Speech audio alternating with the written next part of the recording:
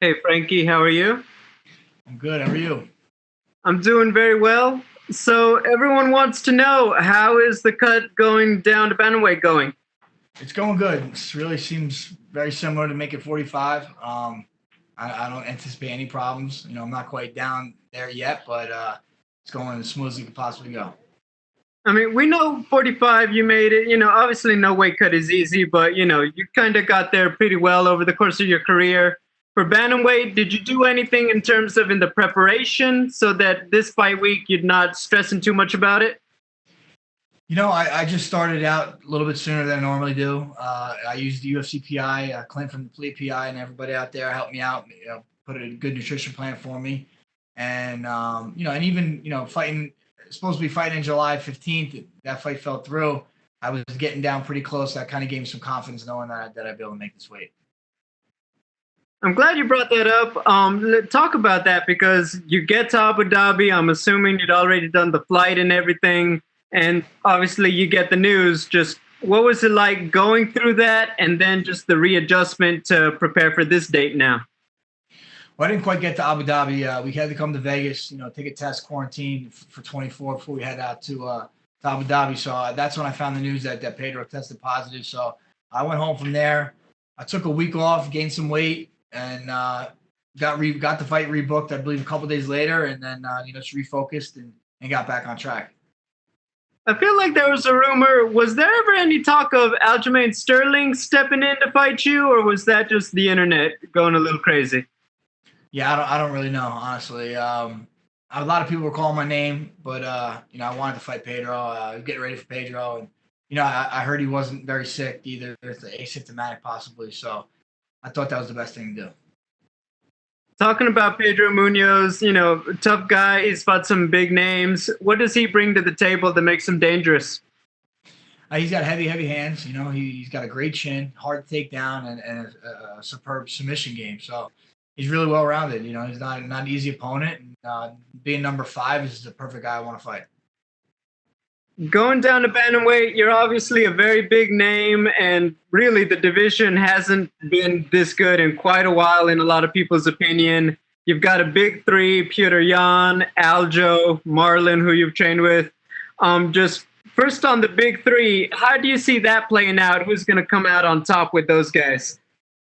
Yeah, I mean, I'm obviously biased to Marlon. He's a good friend of mine, and I think I know what he's capable of, and I think he's one of the best guys in the world. And Aljamain's been on a tear, and Dan looked very impressive against Aldo. So it's going to be interesting to see how everything pans out, and I'm excited to see how I fit in all this. Yeah, final one for me. We do know that, they're kind of very established already in the weight class, but a big win for you here. Do you feel like this is you're on the short list if you could get a win on Saturday to maybe slide into the title picture already? I don't know. I just got to worry about winning my fight Saturday. Winning has a way of taking care of things, and if I could do that, anything's possible. What I've done in my career, I'm always knocking on the door. I'm always have opportunities presented to me, and if it does come up, of course I jump at it. Thank you, Frankie. Thanks.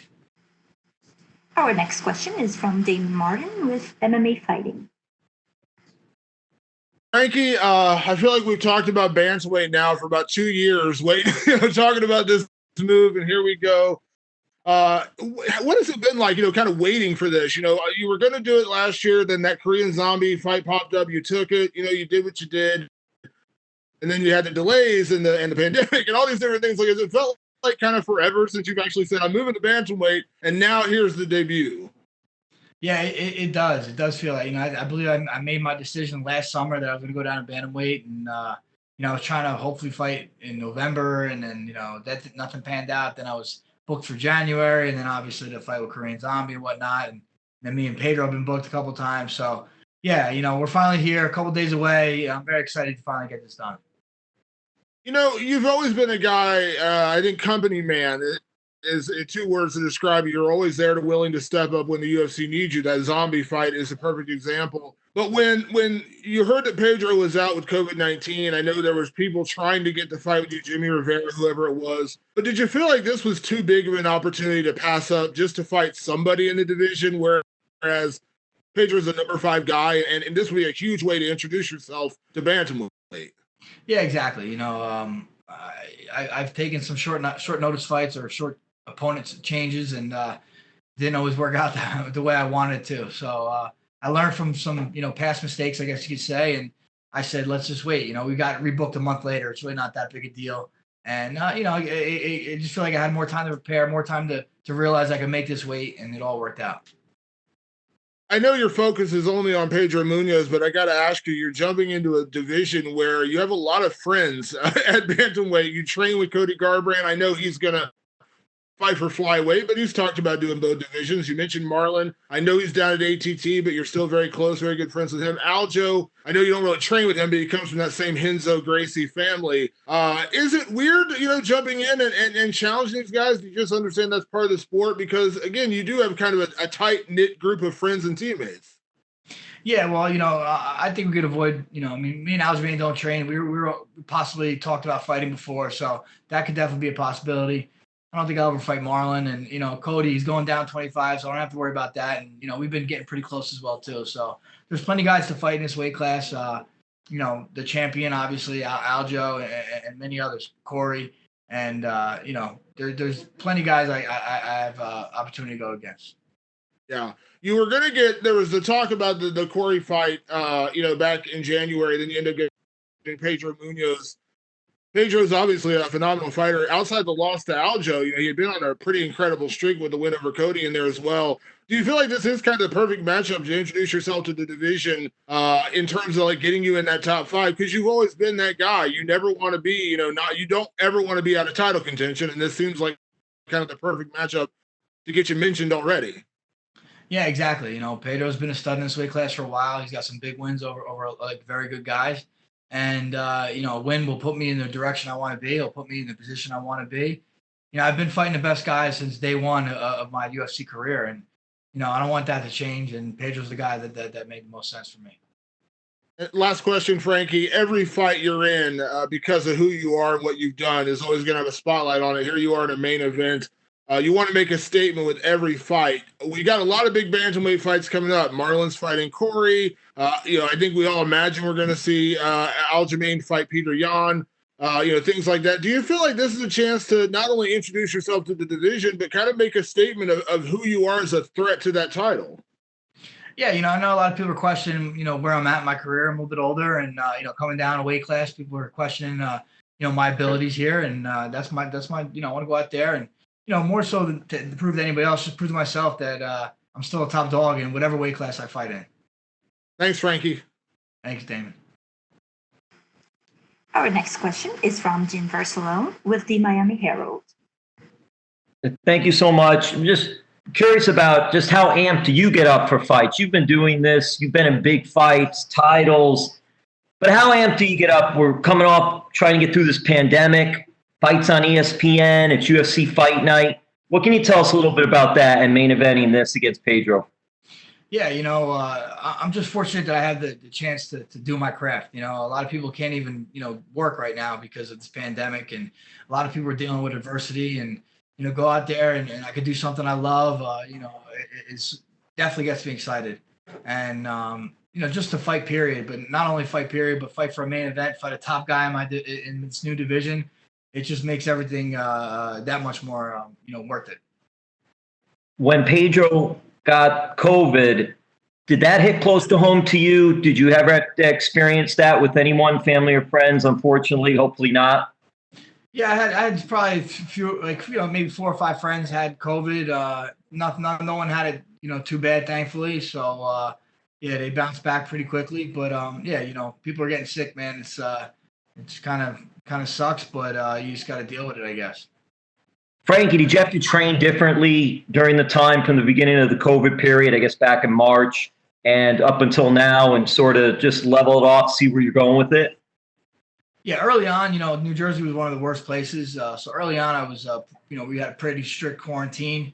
But as we started opening up, it wasn't too bad. I kept close people around me. I really didn't go around anyone else. We kept the team together, and I had to make some adjustments, but not too bad. So this training camp was actually really good. And who did you bring with you? I know there are smaller groups, but who did you bring with you for this fight? As far as my coaches, Yes, your team. Yes. yeah, Mark Henry, Ricardo Almeida, Chris Ligori, and Steve Rivera. These guys that pretty much corner me every fight. So nobody different. So business as usual. Yeah, business as usual. Everything's going the way we needed to go. And the last one from me, he fights for American Top Team. And I'm curious, when you're going against an opponent, when you bring up the camp, what camp they're with, does that add a little more to it? Do you look at the fighter differently, or that doesn't play a part or a factor in any of the opponents? No, it doesn't matter. The name don't even matter. It could be anybody. I'm just fighting an avatar in a video game. You know what I'm saying? So it doesn't matter what he's done or what he hasn't done. It's like it's a silhouette that I'm fighting. That's all I get ready for. And you've been doing that very well. So thank you, Frankie. Go get him on Saturday. Thank you. Appreciate it.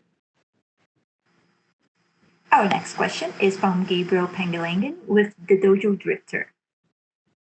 Frankie, how you doing? Good, man. How are you?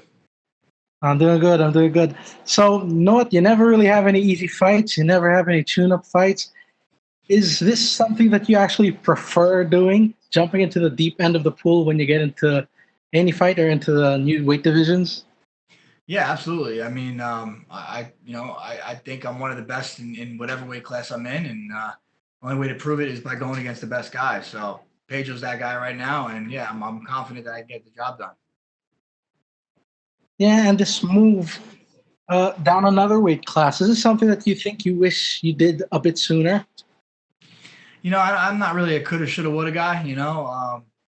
It just is what it is. I was able to get a title at 55. I pretty much was number 2 at 45 for a very long time. I've been the best at, or near the best at pretty much any weight class. So, it's just going to show that, that my skills and my technique and my heart really, really matter a lot, even when I was fighting the bigger guys. Yeah, and so I'm calling from the Philippines, and, Filipinos have been following your career, especially after you headlined UFC Manila. That was 5 years ago, and it's been a crazy career. How would you describe your career over the past 5 years? Yeah, I mean, there's ups and downs in my career the past 5 years, but, I'm just plugging away. I'm still enjoying what I'm doing, and, yeah, I'm excited for the future. Yeah, and you mentioned that, it's tough all around. Businesses are obviously affected by the pandemic. I understand you're a businessman with UFC Gym. So is it difficult balancing the business side and the fighting side of your career? Yeah, it definitely is. But I got good people in place to help me out with that stuff too, especially when I have fights coming up. So, I kind of let them handle that aspect. But, like I said, this is across the board tough for everybody in every profession. So, you just got to make the adjustments and keep it moving. And lastly, for me, being a fighter it's a crazy job. It's a tough job. What keeps you motivated? Why do you do what you do? I just love to compete. I love working out for a job. Get up in the morning and not having to go, in the elements and dig holes or carry pipe like I used to when I was a kid. So, I'll take this any day of the week. That's awesome. Thank you for your time, Frankie. Best of luck this weekend. Our next question is from Rodney James Edgar. You have been unmuted. Hey, what's up, man? It's your cousin. How you What's doing? up, brother? Hey, listen, this is probably a follow-up question or I'll ask you a follow-up question about this after the fight, because I know when you're this close to stepping on the scale, it's really hard to tell where your power and energy are going to be on fight night, right? Because right now I'm sure you feel completely depleted and, the whole thing, lethargic. But as of right now, as you're hitting pads, doing your last bit of weight cut, rolling, things like this, light drills, are you feeling the same way that you felt when cutting to 45, or is it a little bit harder? I mean, I'll be 100% honest. I feel pretty much the same as I did going down to 45. I got my weight down early enough where I'm not stressing, and I really don't think it's going to be a struggle. Honestly, it's going to be very comparable to when I went down to 45. And I've been still getting 2 workouts a day, still doing my normal routine. Tonight I'm going to go probably get a good 5 rounds of work with Coach Mark, and again just things is pretty much the same, honestly. Cool. And you mentioned earlier you've got the UFC PI adjacent to the UFC Apex, which I don't know if you've had a chance to go there yet. A lot of people in your circle have or have fought there. So what do you think? Like, what do you think about the buzz around the Apex? Yeah, man. It's going to be a little different. Fighting in front of nobody. But it's the UFC did a great job with this. You got hats off to everybody that works for the UFC. They're pretty much making this a seamless transition for us fighters, making sure we're safe. And, thank God they could do this, man, because I'm sure you guys want to watch fights. I know we want to compete, and I'm just fortunate they're able to do that. And something, they're doing the same thing for us in the media, and I told Dana White as much. So actually, thank you for mentioning that. You're the first person to say that they're going above and beyond with their measures. I want to address the elephant in the room, though. You went a long time in your career without ever being finished, and I have to imagine that at some point that mentally it almost makes you feel like it's not even possible. I certainly feel that way, like it's impossible to finish me. But listen, what was the experience like with the Brian Ortega KO? And I don't just mean in the immediate aftermath. I mean in the days that follow. What is the mental and physical repercussions that you go through after that first one? Physically, I was fine after that fight. Honestly, I've been rocked, probably worse in other fights. But he did a good job of capitalizing on it and making the referee stop it. But mentally, it's tough, man. I don't take losses very well, especially knockout losses, I guess. But I don't know if they sting any less. A loss is a loss. And it's just something you have to get over. I think, in the long run, it makes you stronger, makes you have a bit more mental fortitude, I'm not one to just, get down and not get back up. So I'll always get back up, and that's the most important thing. Right. And I think for you, you've been pretty vocal about this in the past. I think the losses that sting the worst are those decisions that you feel and that a lot of people feel that you should have won, which would have really changed the story of your legacy completely, unfortunately. Those razor thin ones are tough, but I mean, I'm not the only guy that has been subject to bad judging, or at least I think so. So, it kind of goes across the board in this sport, unfortunately. And again, it's like another thing he's got to learn from. It's life ain't easy, and you're gonna get thrown a lot of shit you don't want to deal with, or a lot of shit you don't like, but you can't stay down. You got to keep moving forward.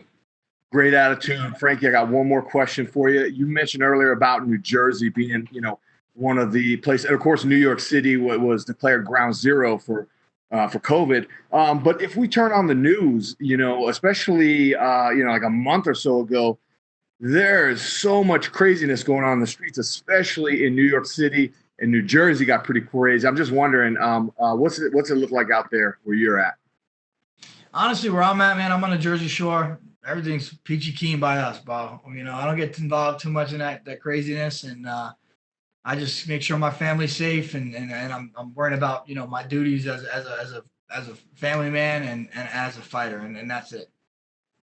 All right, thank you, Mr. Edgar. We will see both of y'all gentlemen this Saturday, and thank you for your time. Thank you. Our last question is from Augusto Niesque with Somos MMA. Hi, Frankie. How are you? How are you doing? Good, man. You? Fine, thank you.